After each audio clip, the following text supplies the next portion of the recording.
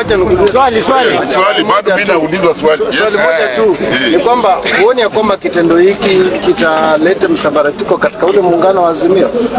Azimio ilikwisha siku ya election. Mwenye bado hajajua hii ajue leo saa hii. Azimio ilikwisha siku ya 2022. Hii Azimio sasa, Azimio ni nini?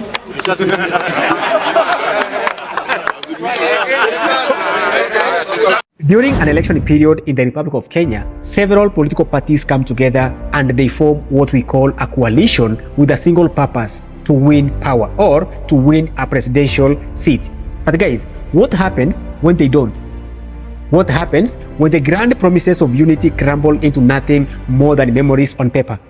Let us take a journey across time and borders to understand this phenomenon, beginning right here in the Republic of Kenya.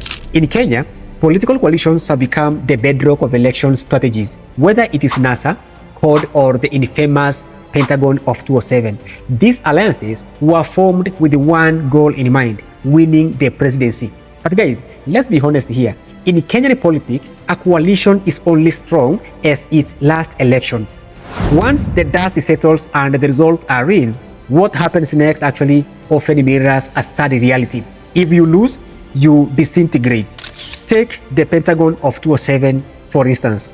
My friends, this coalition brought together heavyweights like Raila Odinga, William Ruto, Najib Balala, Musalia Mudavadi, you can name them. Guys, these gentlemen, they were a force to be reckoned with until they were not. Let me tell you, the loss of that election in 2007 signaled the beginning of the end. Today as we speak, Pentagon is nothing more than a political relic, existing only in the annals of political history in the Republic of Kenya. And what about the NASA coalition of 2017?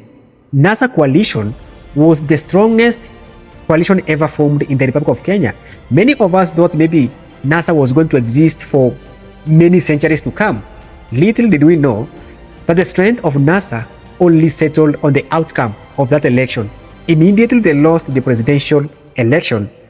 NASA only exists in the annals of history today. From today, we are transforming the NASA coalition into a resistance movement.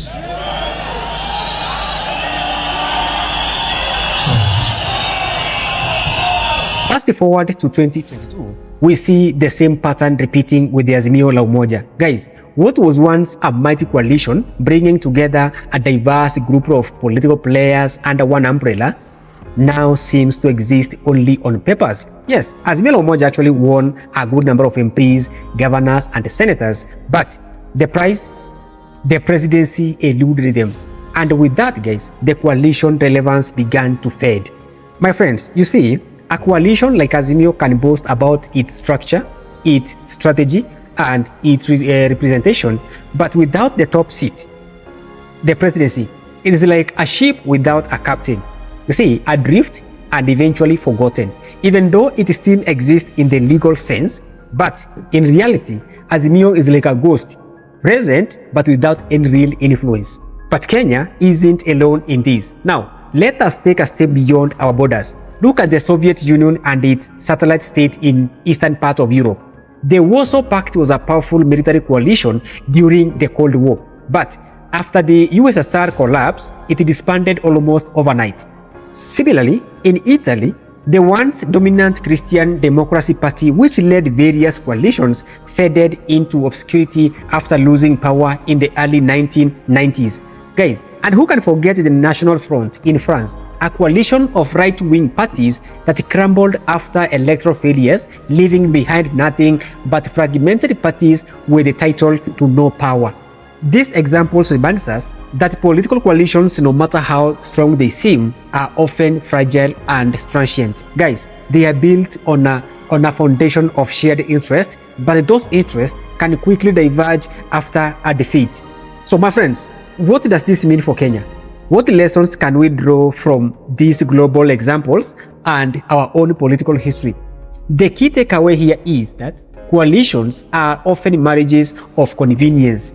And when that convenience is gone, when that goal is missed, the target, because as we've said previously, in the Republic of Kenya, political coalitions actually are being formed with a single purpose: winning presidency. various political parties come together, put together energy, they come with a shared interest. Okay, they say we are putting our effort here. Our main focus is winning presidency. That is their main target. After they know very well they win and they share positions. But if they miss, that is the end of that coalition. Regardless how many MPs they have, how many senators, women rep, governors, guys, if they miss presidency, that is the end of that coalition. Let me give you an example. Right now, nobody cares about Azimio. Wiper Kenya is in Azimio because of the positions it has in National Assembly and in Senate. Raila Odinga doesn't care about Azimio anymore. Recently, people have been threatening to leave. Raila Odinga doesn't care. You can go ahead and leave. How many? Mike Kenya wrote a letter of exit. He sent to Azimio Secretary General Junet Mohammed.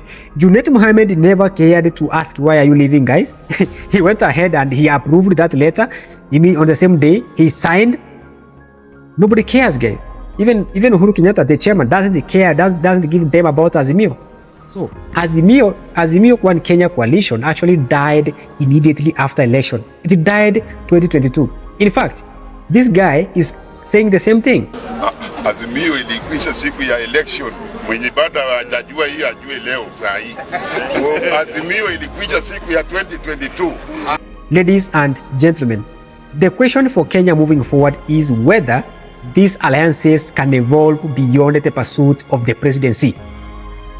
Guys, can they become more than just election vehicles, or will they always continue to be destined to dissolve into history after each electoral defeat?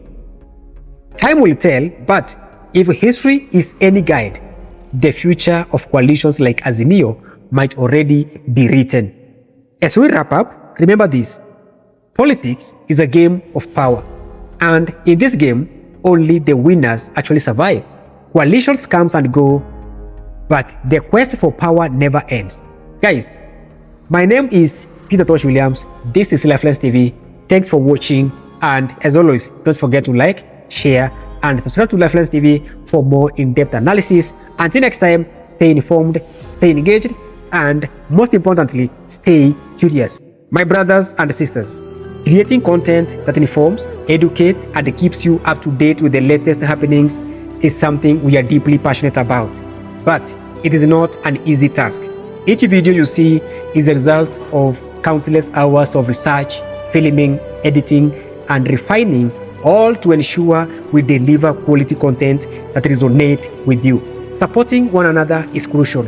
Your subscription helps fuel this passion, enabling us to continue this journey of bringing you the insights and the stories that matter most. We can't do without your help. By subscribing, you are not just a viewer, you are part of our community, helping us grow and reach even more people. And to those of you who have been with us, watching and engaging with our content, thank you. Thank you very much, and God Almighty bless you. Your support is the driving force behind every video we create, inspiring us to keep pushing forward. If you haven't subscribed yet, we invite you to join us on this journey. Remember, together we can make a difference.